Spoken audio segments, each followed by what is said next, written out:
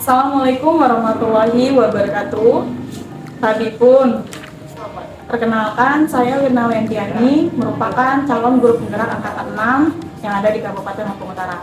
Kali ini saya akan mengerjakan tugas, di mana tugas ini adalah di modul 3.1, mewawancarai 2-3 kepala sekolah. Dan pagi ini saya sudah ditemani oleh kepala sekolah saya yang ada di sekolahan saya, bersama Pak Dr. Budi Supriyanto. Bagaimana Pak kabarnya hari ini? Alhamdulillah sehat. Ya, alhamdulillah, insya Allah. Mungkin kita mulai saja ya Pak. Ada beberapa dari pengambilan keputusan berbasis nilai kebajikan sebagai pemimpin. Di sini kami ditugaskan untuk mewawancarai salah satu kepala sekolah Pak. Ya, terutama kepala sekolah yang ada di sekolah kami. Nah, ini yang pertama kali perdana saya lakukan yaitu di UPTD Negeri 1 Josari. Untuk pertanyaannya, pertama yang ingin kita ngobrol ya Pak di sini. Insya Allah mudah-mudahan jadi pembelajaran juga. Selama ini bagaimana sih Bapak dapat mengidentifikasi kasus-kasus yang merupakan dilema etika atau rujukan moral Bapak? Ya, baik. Terima kasih Bu Yona. Terkait dengan permasalahan-permasalahan yang ada di sekolah, tentunya memang permasalahan itu bisa timbul dari mana saja, baik itu dari guru, kemudian dari siswa, orang tua siswa. Ya, kita lihat cara mengidentifikasi permasalahan itu ya tentunya itu akan kita lihat, itu bisa kita lihat secara langsung. Secara langsung, kalau misalnya ada permasalahan pasti itu akan ada laporan, ada laporan Informasi, ke saya, informasi ke saya, kemudian nanti akan tindak lanjut. Jadi kita harus mencari kebenarannya langsung ya Pak ya, Betul. ke lokasi gitu. Betul. Ketika misalnya ada dalam identifikasinya, yaitu kita menindaklanjuti dengan yang diinformasikan dari mana saja.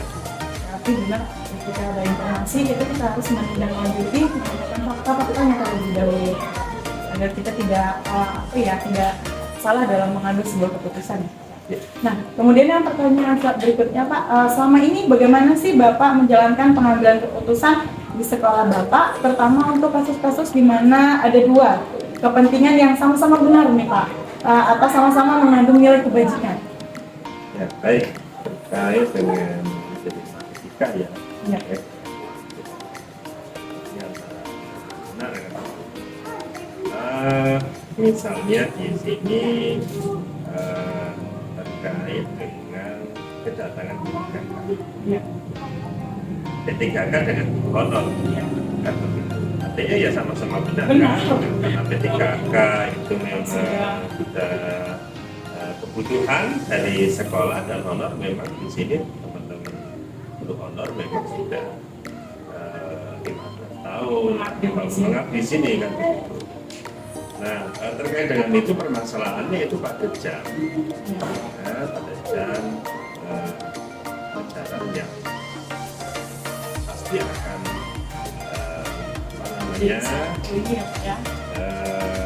ya mungkin yang selama ini diampu, ada pelajaran yang diampu oleh guru honor harus dialihkan ke PTKK. Nah, terkait dengan hal itu kan tentunya bagaimana kedua-duanya itu ya bisa kita rangkul ya, diselamatkan ya, tidak merugikan. Yang honor tetap di sini mendapatkan jam gitu ya, dan tetap masuk ke dalam data dapodik. Kemudian kalau yang P3K yang mendapatkan haknya juga mendapatkan jam. Nah, terkait dengan hal itu yang sama-sama benar tentunya kita panggil. Kita komunikasi ya di situ bagaimana caranya yang honor tetap bisa kerja di sekolah, yang ketiga kan mendapatkan seperti itu. Jadi selama ini bisa teratasi ya Pak ya. Alhamdulillah kita menemukan solusi ya Pak. Alhamdulillah kita menemukan solusi. Walaupun agak sulit ya Pak. Ya, itu Sangat luar biasa tadi Bapak. Itulah Pak ya, jiwa kepemimpinan memang harus kita ini kan ya, tanamkan gitu. Kebajikan itu memang kebijakan kan memang harus diutamakan ya Pak, karena kita juga kan pasti nggak mungkin untuk guru honornya kan kasihan juga ya Pak ya. ya, baik. Karena kebijakan itu jangan sampai nantinya merugikan ke pihak dan tentunya juga tidak menyalahi aturan.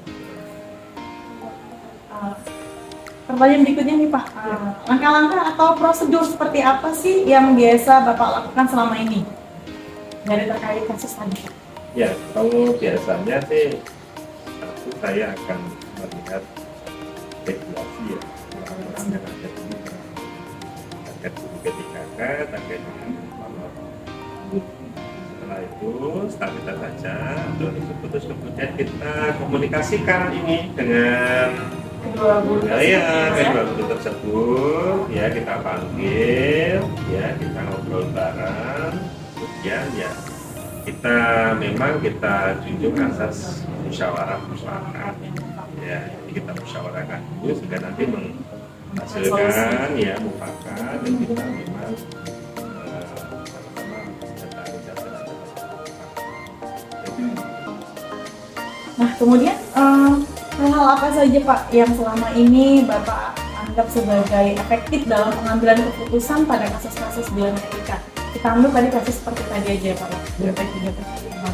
Ya. Yang menurut Bapak anggap efektif gitu ya Pak. Ya tentunya kan di sekolah itu kan saya tidak sendiri ya. Mungkin di sini ada ketua pokja kan di sini. Terutama kita sampaikan dengan ketua pokja kurikulum ya. Karena kita itu kan terkait dengan kurikulum yang ada di sekolah kan tentang pengaturan tentang belajar guru kan. Jadi saya memang di situ selalu sharing ya, dengan pokja kurikulum yang saya rasa dengan saya komunikasi seperti itu maka nanti akan efektif yang untuk menghasilkan keputusan kebijakan. Bapak pernah nggak mencoba untuk mencari sharing gitu ya Pak ya? Tadi kan sama pokja atau sama guru-guru senior ya Pak ya? Sharing, pernah nggak Bapak melakukan sharing ini di luar lingkungan sekolah Pak? Ya. Karena ini adalah lingkaran sekolah, maka permasalahan ini ya kita selesaikan di sekolah. Dan memang kalau untuk kita dari di luar sekolah kita ada komunitas, ada kelompok kerja kepala sekolah ya. Jadi di situ kita membahas tentang kondisi kita juga di situ.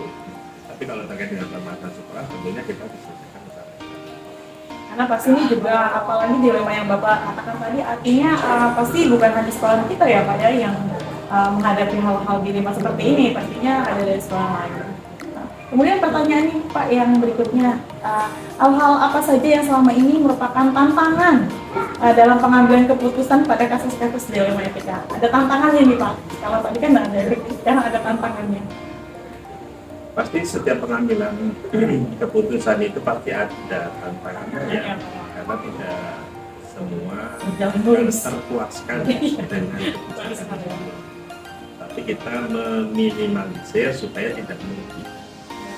Di tantangannya itu ya tidak semua kebijakan atau keputusan yang bisa diterima atau menyenangkan orang, tetapi kita tidak juga merugikan orang.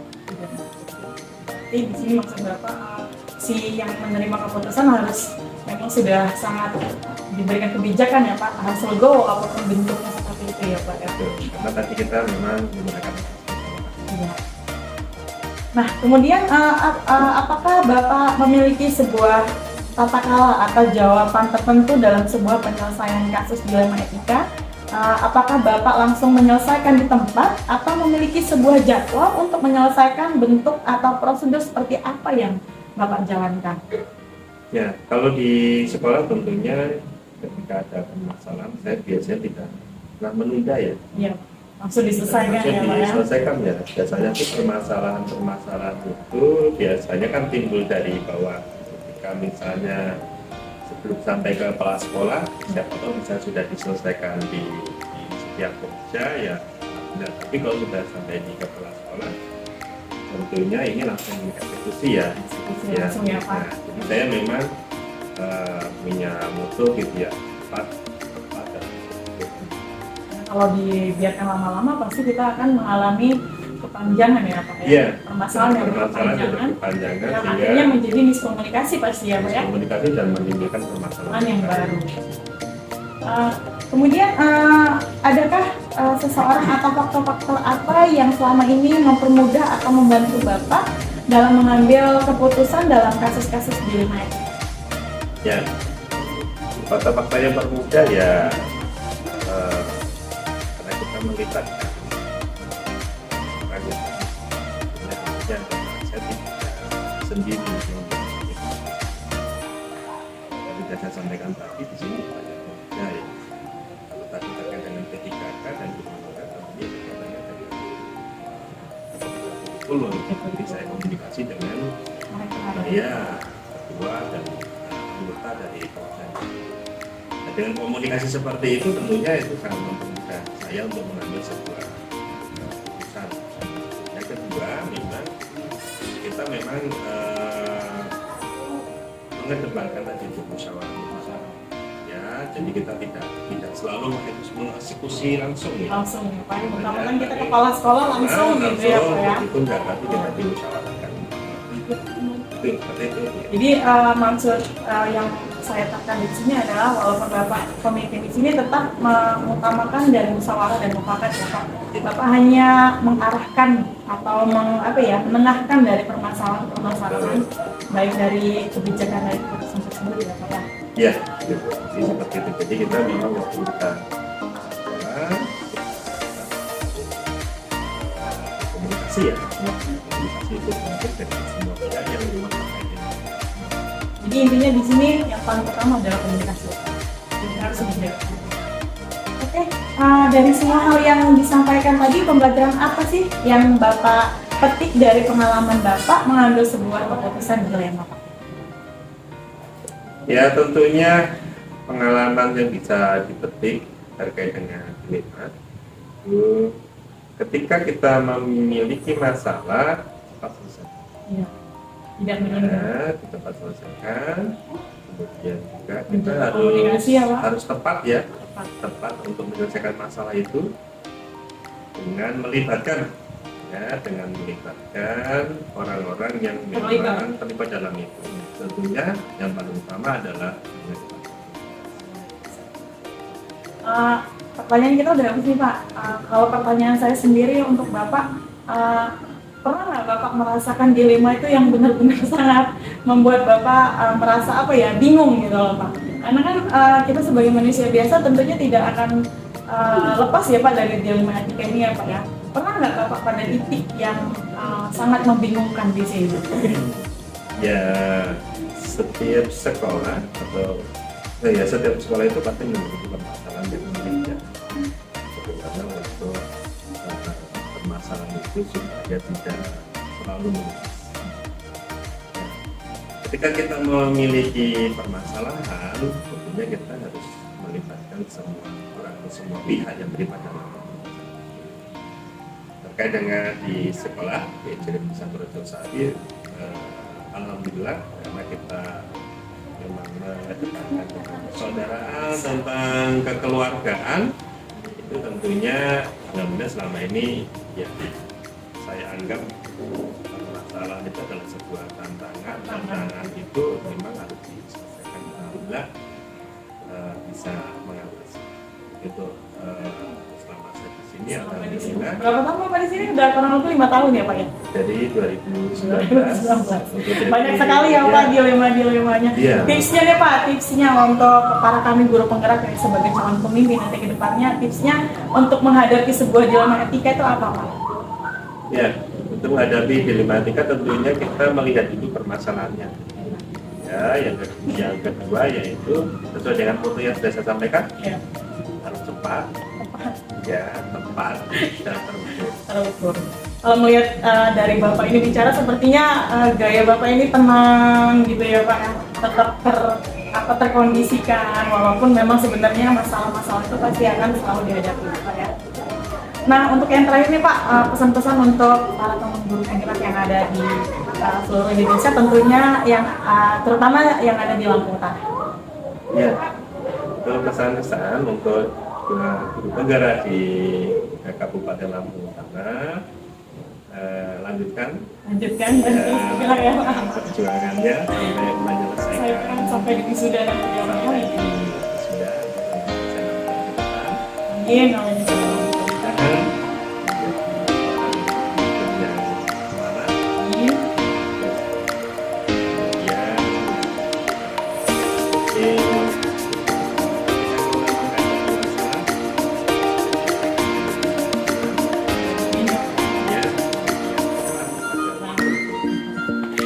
Baik, mungkin itu saja Pak Dudung Prianto. Terima kasih yang hari ini sudah membantu saya untuk menyelesaikan tugas saya sebagai calon guru pusat. Mungkin itu saja wawancara. Nanti akan saya berikan wawancara berikut dari kepala pemimpin kepala sekolah pemimpin yang lainnya. Dan saya akhiri, wabillahi taufiq wal hidayah. Wassalamualaikum warahmatullahi wabarakatuh. Waalaikumsalam warahmatullahi wabarakatuh.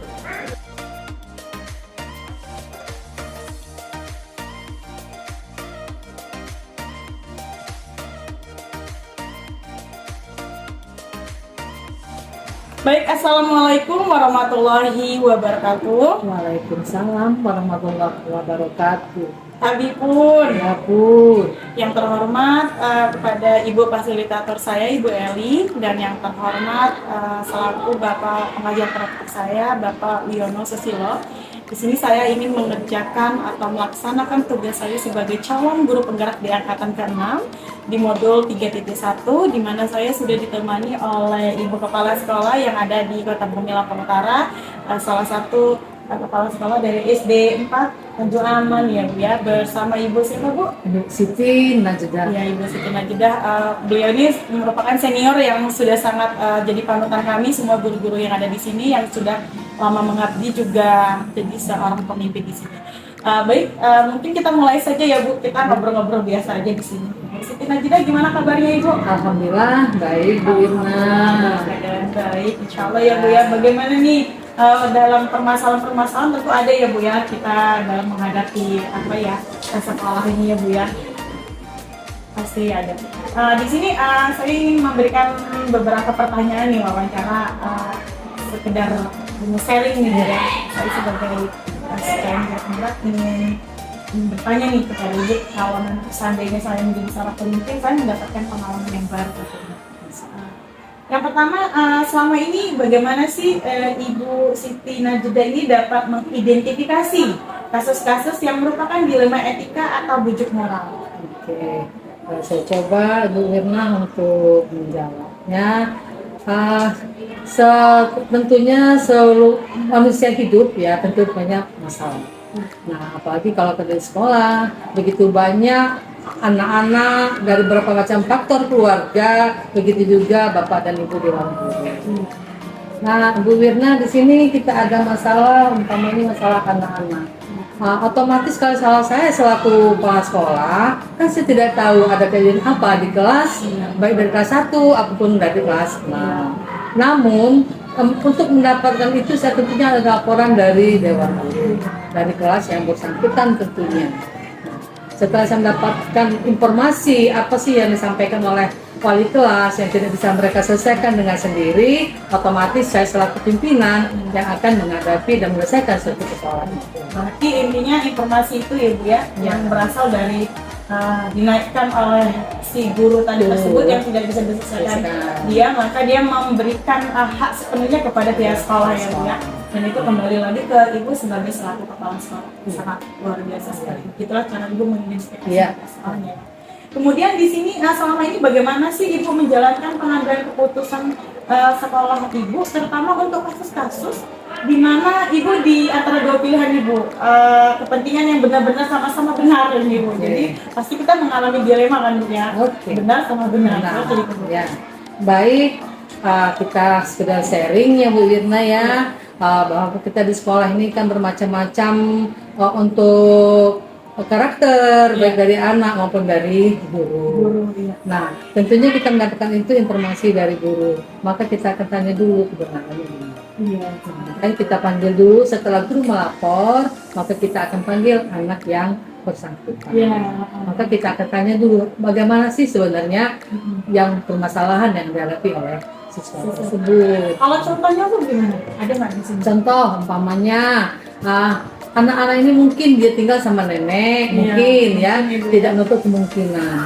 Ada anak tinggal sama nenek, kenapa tinggal sama nenek? Mungkin ada masalah keluarga, Iya. mungkin orang tuanya pisah gitu ya, Pisah, Bu ya, Irma Bu, ya. ya. Nah, jadi dia tinggal sama nenek. Neneknya. Sementara nenek juga kan sementara sudah ada yang lain, mungkin Iya. jauh-jauh ya. Iya. Nah, mengenalkan cucunya itu. Iya. Gitu. Jadi di situ benar-benar apa ya Bu ya? Kita memang benar, apalagi pembelajaran sekarang kita harus berpihak pada murid ya Bu ya. Dimana kita memang harus benar-benar mengutamakan apalagi hak mereka sebagai seorang siswa yang usianya memang masih berhak Iya. mendapatkan hak mereka itu. Nah kemudian di sini nih langkah-langkah nih yang terprosedur seperti apa yang bisa Ibu lakukan selama ini? Oke, tentunya kita panggil dulu siswa. Setelah kita mendapatkan penjelasan dari siswa, yang disampaikan oleh guru juga, nah kita akan mengambil langkah-langkah, mungkin kita langsung turun ke lapangan. Turun langsung Bu ya. Mungkin kita nggak tahu, kalau hanya dari anak mungkin bisa juga dia bohong. Betul. Mungkin dia malas ketika Mungkin dia belajar takut ya, Bu, atau ya. takut. Nah, Takut. maka kita langsung turun ke Turun ke lapangan. lapangan. Langsung PTKP ya Bu Irma ya. Jadi di sini Ibu memang apa ya langsung menelusuri kebenaran dan Kebenaran. fakta yang memang real terjadi. pada Iya, siswa betul. tersebut. Berarti memang sebenarnya kita memang harus menyatukan apa ya Bu, menyatukan hati dan hati dari seorang kali agar Iya. kita memberikan hal-hal yang sangat diperlukan oleh siswa tersebut. Nah, kemudian tadi langkah-langkah sekarang hal-hal apa saja yang selama ini yang Ibu anggap efektif dalam mengambil sebuah keputusan Ya. yang udah benar-benar real menurut Ibu? Ya, tentunya segala keputusan itu kita ambil keputusan itu dengan keputusan yang bersama. Artinya Iya. hasil daripada musyawarah, menyampaikan mufakat. Jadi kalau kita sudah apa sih yang sebenarnya masalah yang dialami sebetulnya anak tersebut, ya otomatis kita tinjau ke lokasi Tinjau itu ke lokasi tadi. tadi. Benar nggak sih kebenaran yang disampaikan oleh si anak Si tadi? anak Kalau kebenaran itu sudah benar, maka kita cari solusi ya, Bu, cari ya? solusi yang terbaik, sehingga artinya anak-anak itu tetap dia bersekolah, tetap dia mendapatkan ilmu sesuai Iya. dengan jadwal pelajaran. Jadwal pelajarannya. Artinya tidak akan menimbulkan masalah yang baru ya Bu ya? Jangan, Iya. ya, masalah yang ada aja nggak selesai. Oke. Berarti maksud Ibu tadi artinya kita tetap menggunakan apa ya sebagai butir-butir Pancasila yang ada di sila keempat ya Bu ya? Tapi kita Ya, perlu musyawarah yang untuk mufakat. mencapai mufakat. Iya. Dari sini pertanyaan lagi nih Bu, ada beberapa Oke. lagi nih. Hal apa saja selama ini merupakan tantangan nih? Pasti kan setiap apa ya kita dalam masalah itu pasti ada tantangan nih Bu dalam pengambil keputusan kasus-kasus dalam etika ini apa nih tantangannya? Iya, kadang-kadang kita mengalami tantangan untuk menyelesaikan satu permasalahan. Itu tadi saya katakan bahwa siswa dan keluarganya itu bermacam-macam dari Iya, karakter. karakter, Ya, ya. ada kadang-kadang orang tua itu tidak menerima sih ya. apa yang kita sampaikan dan tidak menerima dengan kondisi yang sebenarnya. Sebenarnya. Tuh. Oh, yang pastinya apa ya Bu ya? Ada pro dan kontra ya Bu ya? Itu pasti. Gitu ya. Iya. Kalau nggak pro kontra mungkin nggak ada masalah ya Bu. Pasti dulu, tapi kita tetap menyelesaikan setiap permasalahan itu pasti ada solusi ya Bu. Iya. Insya Allah ada solusinya. Iya. Saat itu kita diberikan kemudahan. Kemudian apa aja yang Ibu miliki sebuah tata kala jadwal gitu Bu ya dalam sebuah menyelesaikan kasus dilema etika ini? Apakah Ibu langsung menyelesaikan di tempat atau memiliki sebuah jadwal tertentu dalam bentuk prosedur seperti apa yang pernah Ibu jalankan? Oke, baik Bu Irma. Setiap kita bekerja tentunya kita mempunyai program. Iya. Tetapi kita lihat masalah dan program kita. Ada yang mendesak, ada yang perlu kita menggunakan waktu ya sebenarnya. Nah, ketika itu mendesak kita lihat apa sih masalahnya. Kalau belum mendesak kita harus Kita langsung selesaikan pada saat itu juga. Biar tidak bertambah lagi masalah. Masalahnya yang baru. Nanti kalau dilihat dulu apakah memang dia permasalahannya itu memang membutuhkan jadwal, maka diterjadwalkan. Jika memang dia emergency, Iya. maka diselesaikan secara langsung. Betul, karena kadang-kadang masalah itu ada yang mendesak. Ya, sama Harus, seperti sama seperti lapar kan, harus segera dijawab dengan ya, masalah. sangat luar biasa Oke. ini. Kemudian nih pertanyaan lagi Bu, adakah seseorang atau faktor-faktor apa aja yang selama ini yang mempermudah Ibu nih membantu Ibu dalam mengambil sebuah keputusan dalam kasus dilema etika? Oke, sesungguhnya bahwa kita di sekolah ini Bu Wirna bukan sendiri. Iya. Nah, artinya guru-guru atau seluruh bapak dan ibu dan guru adalah teman kita. Iya. Jika ada masalah, kita dulu sama Sharing, biasanya ya. dulu sama bapak dan ibu dan guru. Senior. Iya, junior dan senior Iya. gitu. Karena jadi junior juga junior dan dilibatkan. senior juga. Karena kita jangan lihat usianya, kita lihat hasil pendapat yang baik. Pendapatnya. yang benar. Mungkin yang junior tadi upgrade gitu Nah, ya. luar biasa Ibu Wirna ini ya. Mungkin upgrade, jadi mungkin dapat membantu dari pengalaman-pengalaman yang selama ini mungkin apa ya yang terjadi. Iya, yang terjadi ataupun mereka melihat gitu Lihat, kan. gitu. Jadi kan Mereka lihat betul media sekali. Jadi, sosial oh, kan. iya, betul. Kan kayak Bu Wirna kan ya. Berarti benar sangat luar biasa sangat luar biasa sekali Bu Siti Najida ini berarti menggunakan apa ya butir-butir Pancasila sekali Iya. ya Bu ya, tidak memandang usia Tidak. atau dia tidak memandang dari berapa lama dia mengajar di sini pengalamannya, tetapi memang dari benar-benar fakta yang Betul. real. Iya. Sangat luar biasa sekali contoh untuk kami nanti sebagai seorang pemimpin insya Allah. Nah satu lagi nih Bu, dari Boleh. semua hal ini yang Ibu sampaikan tadi, pembelajaran apa yang bisa Ibu petik dalam pengalaman dalam mengambil keputusan di zona etika ini Bu? Oke. Bahwasannya semua manusia itu untuk tidak ada yang baik dan tidak ada yang tidak baik. Semuanya baik. Nah, begitu juga kita menghadapi seseorang itu berbagai macam pola dan tingkah laku dan bagaimana sih cara orang untuk mengambil sikap dalam mengambil suatu keputusan. Tentunya tadi Bu Wirna ada yang pro dan kontra, itu pasti kan. Kalau dia pro semua tidak akan terjadi suatu masalah. Pastinya kita harus komunikasi. Komunikasi itu jelas. Ya, komunikasi dan keterbukaan. Betul. Jadi intinya dari komunikasi dan terbukaan itu maka kita akan mencapai solusi yang mufakat dan ini ya Bu ya. Keputusan yang tidak merugikan dari pihak manapun ya. Udah habis nih pertanyaannya Bu. Sekarang ingin pengen Ibu kasih tips nih untuk para calon guru penggerak yang di angkatan 6 dan angkatan berikutnya, apa nih tips untuk kami Bu? Baik Bu Wirna, ini hanya sekedar sharing dan mungkin bisa dipakai kalaupun Bu Wirna membutuhkan kan ke depan ya Bu Wirna. Yang pasti Bu Wirna jika ada satu permasalahan itu harus dimusyawarahkan dan terbuka. Ya siapa tahu isi hati kita, orang kan tidak tahu. Nah jadi kalau Bu Wirna ada kesulitan dan permasalahan dan mungkin Bu Wirna perlu sharing sama kawan sejawat ataupun dengan pimpinan ataupun dengan siapapun mungkin di daerah lingkungan sekitar, ya Ibu Wirna harus terbuka, welcome ya untuk menerima saran gitu ya. untuk kemajuan kita.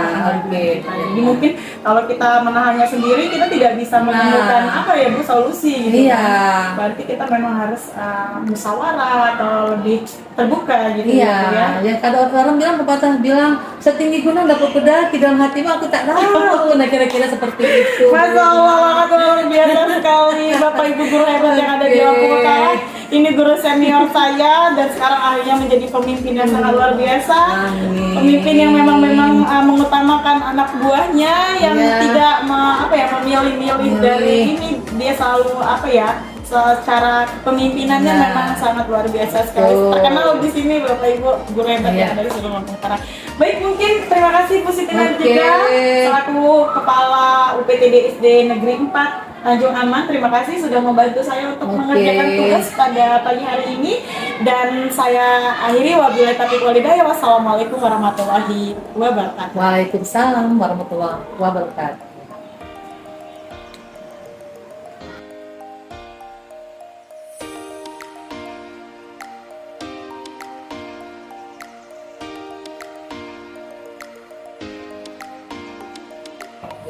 Assalamualaikum warahmatullahi wabarakatuh. Tabipun Yang terhormat Ibu Eli Suryana selaku fasilitator saya. Kemudian yang terhormat juga Bapak Wiono Susilo selaku pengajar praktik saya. Di sini saya ingin mengerjakan tugas, di mana tugas ini adalah tugas saya sebagai selaku guru penggerak di angkatan ke-6. Di sini saya sudah ditemani oleh Pak Rahmat selaku kepala sekolah dari Soekarno Hatta yang hari ini sudah menyempatkan waktu untuk saya. Bagaimana Pak Rahmat kabarnya hari ini?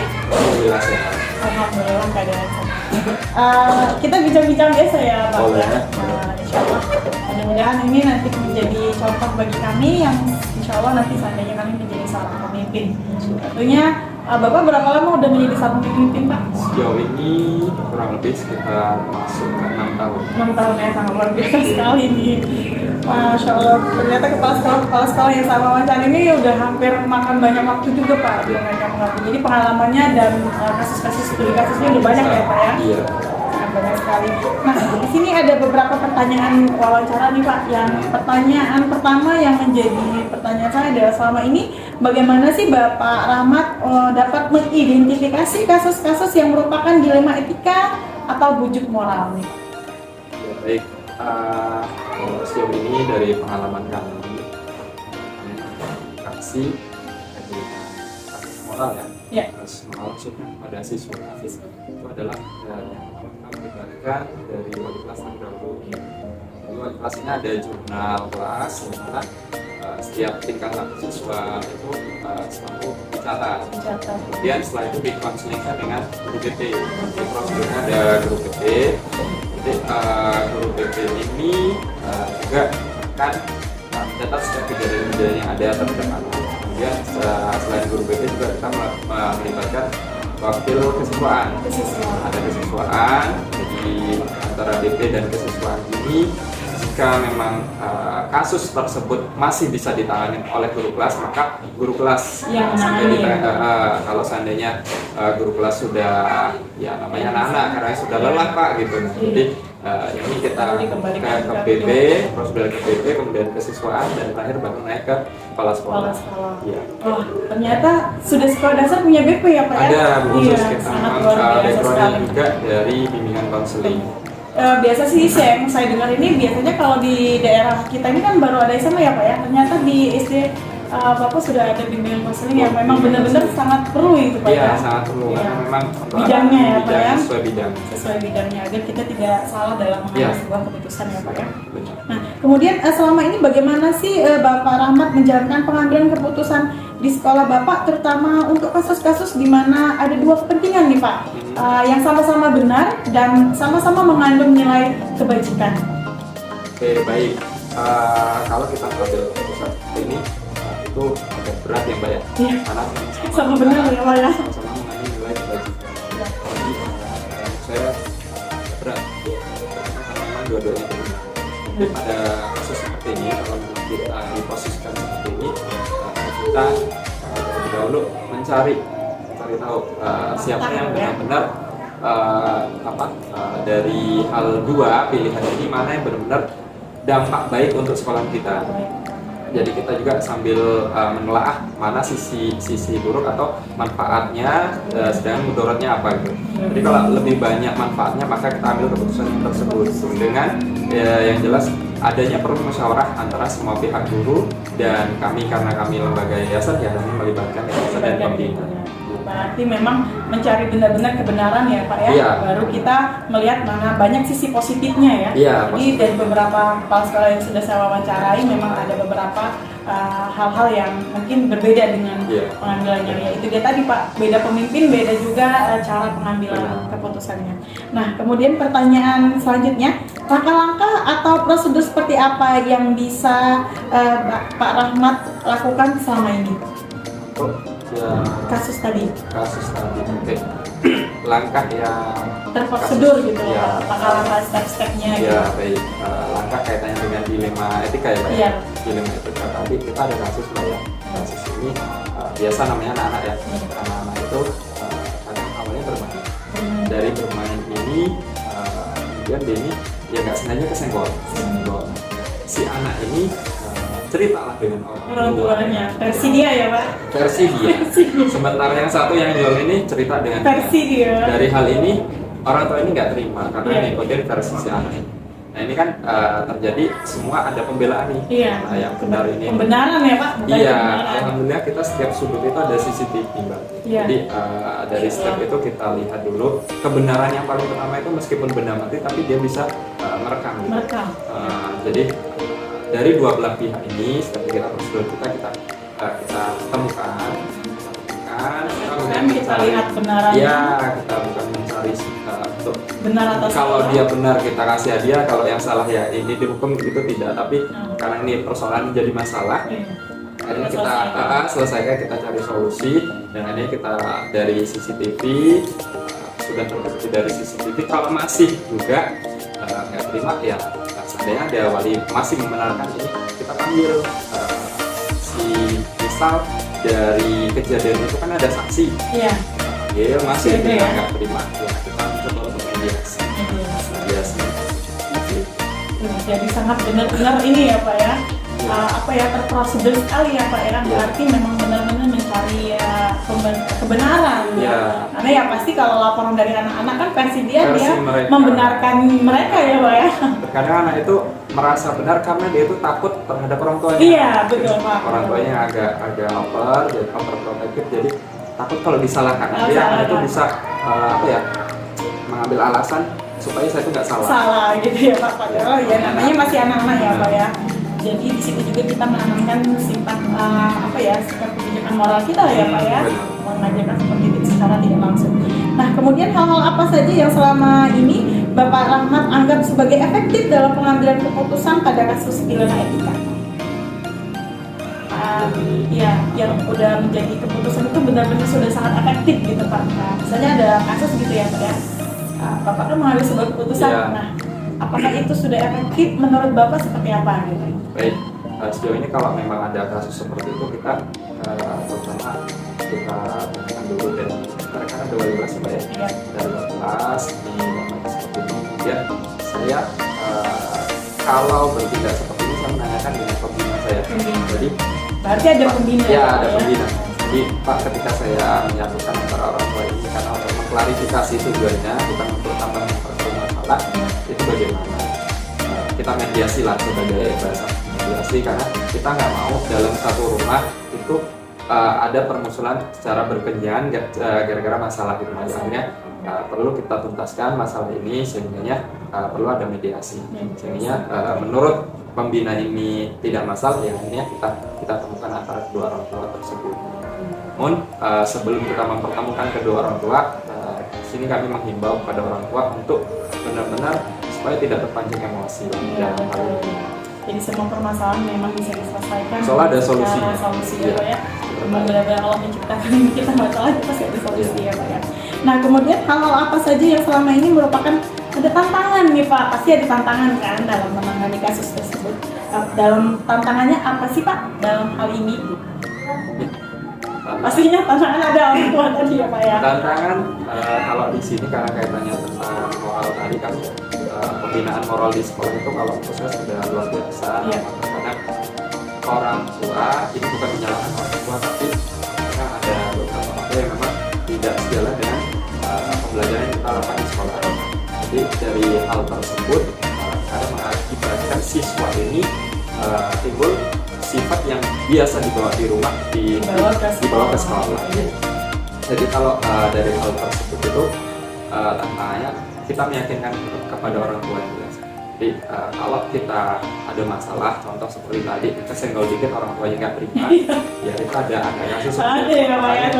Ini saya ya. sampaikan ya, Ya. orang tuanya mungkin merasa anaknya nggak boleh tersakiti, padahal ini namanya anak-anak terkadang main kan nggak sengaja.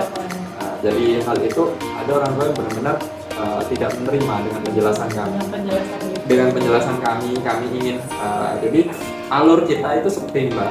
Kalau ada misal anak nih terjatuh gitu, itu yang kita panggil dulu ya anak itu gitu. Iya. Dari pihak sekolah kita bagaimana sih cara untuk mengobati terlebih dahulu apa yang sakit dan Berarti bagaimana. nanti dulu nangani kasusnya, Iya, tapi nangani kasusnya kasus. obati dulu Yang sih. paling penting adalah Iya. penanganan supaya anak ini ya kalau memang sakit ya harus kita obati. Obati gitu ya, tanggung jawab dulu Ya. pihak sekolah terhadap Cuma anak tersebut. waktu itu orang tuanya nggak terima. Orang tuanya nggak terima, bahkan saya dibilang pilih kasih, kok kenapa saya yang dipanggil bukan dia yang dorong anak saya. Gitu. Saya jelaskan, ini bukan kasus itu, tapi yang kami ingin pikirkan saat ini adalah supaya anak dari ibu itu adalah sehat terlebih dahulu kalau memang itu sakit. Gitu. Jadi nggak terima, kami jelaskan tetap seperti itu, bahkan sampai mau melaporkan saya ke LSM. Iya benar, Masya Allah. dan ini Tantangannya luar biasa ya. tantangannya luar biasa, mau melaporkan ke polisian lah dan Iya. sebagainya. Oke, dari hal tersebut kemudian kami obati dulu. Pokoknya intinya kami lebih ke obatin. Setelah obatin baru kita selesaikan masalah itu. Alhamdulillah dengan penjelasan yang ini saling menerima. Dan saling Nah, menerima. ya, Ada karena alhamdulillah solusi juga yang baik. ada buktinya CCTV tadi. Oh, ya, alhamdulillah. Ternyata memang tantangannya sangat luar biasa ya Pak Luar ya. biasa. Tapi alhamdulillah bisa terlewati ya Pak ya. Alhamdulillah bisa ada Ini perlu banyak belajar tipsnya dari Bapak ini luar biasa. step. Iya, manajemen hatinya memang benar-benar harus tenang gitu ya Pak itu, ya. jadi seorang pemimpin ini sebenarnya Tidak mudah ya Pak ya. perlu kita lakukan tidak pintar hanya memanage atau mengelola orang per orang, tapi memanage hati kita supaya Hati nggak kita. terpancing ke emosi. Iya. Itu yang paling penting. Sangat bisa sekali. Ini contoh juga untuk saya Pak, yang memang insya Allah memang lagi dalam tahap pembelajaran. Kemudian apakah Pak Rahmat memiliki sebuah tata kala atau jadwal tertentu dalam sebuah penyelesaian kasus dilema etika, atau apakah langsung menyelesaikan di tempat atau memiliki sebuah jadwal yang menyelesaikan bentuk prosedur seperti apa yang Bapak jalankan? Jadi misalnya ada studi kasus gitu langsung diselesaikan harian itu juga, atau memang harus terjadwalkan seperti itu? Oke, baik.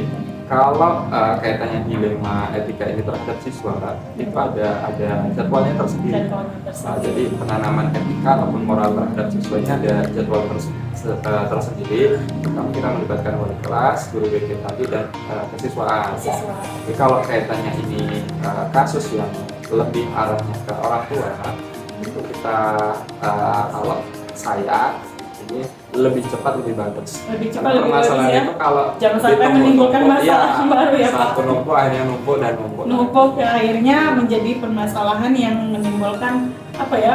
Permasalahan baru Iya. ujung-ujungnya. Iya. Oke, nah pertanyaan terakhir nih, dalam semua hal yang sudah Bapak sampaikan tadi, pembelajaran apa yang Bapak petik dari pengalaman Bapak dalam mengambil sebuah keputusan dilema etika, terutama Bapak sebagai seorang pemimpin? Oke. Baik, pembelajaran yang bisa diambil dari sudah disampaikan tadi kayak dengan kasus tadi Mbak ya. Dari situ bahwa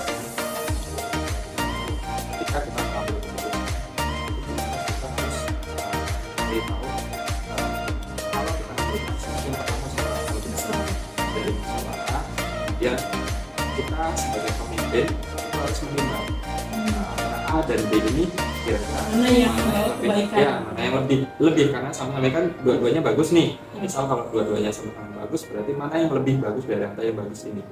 Setelah itu juga kita timbang, kemudian kalau memang sudah kita yakin keputusan A yang kita ambil, maka ketika ada permasalahan dari keputusan yang kita ambil ataupun ada problema yang masalah yang permasalahan solusi dari yang sudah kita ambil tadi, maka yang perlu kita lakukan tetap mempertahankan keputusan itu gitu. Jangan sampai dari keputusan A tadi sudah dimusyawarahkan, kemudian sudah kita timbang kok bagus dan benar-benar bagus, ternyata kita setelah ini kok ada problema ataupun masalah, kita jadi saya beralih ke solusi yang B. Solusi yang B gitu itu ya. berarti kita masih belum yakin terhadap itu. Dan yang terakhir adalah kita harus meyakini dari keputusan yang kita ambil supaya solusi yang kita ambil itu benar-benar bisa berjalan. Ya, itu dengan pembelajaran kemarin juga Pak, pada modul ini juga kami diberitahu oleh fasilitator kami bahwa orang yang harus mengambil keputusan itu adalah orang yang memang benar-benar berani Pak. Artinya kalau kita tidak berani mengambil keputusan itu berarti kita belum dikategorikan orang yang memang benar-benar mengambil apapun bentuknya itu harus kita berani mengambil keputusan tersebut gitu. Kita tidak akan dikatakan berani ketika berani dalam kata positif ya Pak. Ketika kita masih ragu dalam mengambil sebuah keputusan tersebut. Nah, tadi kan pengalaman Bapak udah banyak ya pembelajaran untuk ini juga. Pertanyaan udah habis nih Pak. Saya pengen bertanya secara pribadi tips Bapak dalam mengambil sebuah keputusan ini tadi apa Pak? Tipsnya. Ya, Oke. kan biar untuk ini ya Pak. Ya. Biar- Dalam mengambil keputusan ini ya, kalau kita pernah namanya sebuah lembaga itu kan ada musyawarah baik. Jadi kita tidak egois dalam mempertahankan pendapat kita sendiri. Pendapat kita sendiri. Jadi dari musyawarah itu pilih ya, kemudian setelah pendapat itu ya kita jalankan bersama-sama gitu. Jadi kita jalankan bersama-sama, setelah itu ya kita yakini dan setelah itu ya kita jalankan. Jadi memang benar-benar mengatur Pancasila sila keempat ya Pak ya. siap. Ya artinya memang benar-benar mengambil keputusan secara musyawarah dan mufakat. Ya. Oke, mungkin ada pesan-pesan Bapak untuk teman-teman CGP Angkatan 6 yang terutama di Lampung Utara? Oke, baik. Pesan dari saya untuk teman-teman semuanya, calon guru penggerak di Angkatan 6 ini, Nah, Angkatan 6 di Langka Kabupaten Lampung Utara ini, insya Allah semuanya teman-teman itu calon pemimpin.